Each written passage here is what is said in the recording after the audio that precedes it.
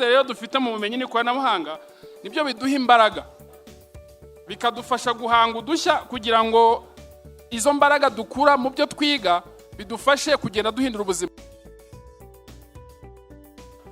Abanyeshuri bacu twishimiye kubana namwe, turabashimira ibyiza mwatweretse, twongera kandi gushimira abarimu babo babigiramo uruhare rukomeye.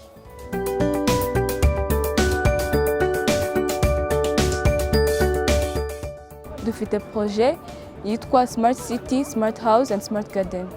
Aho tuzajya duhinga ibihingwa hejuru y'amazu.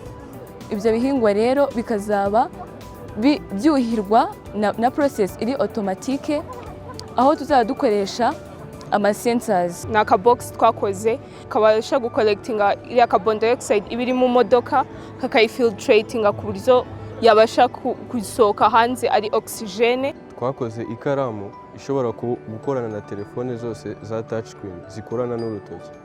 Icyo twashakaga kwari ugukora akaboko kazwi ku izina rya proteze bambika nk'umuntu waba waracitse akaboko kakaba kabasha gukorana na telefone ngendanwa. Impamvu yatumye tuza hano uno munsi ni projet twateguye, izina ryayo ni Smart Sign.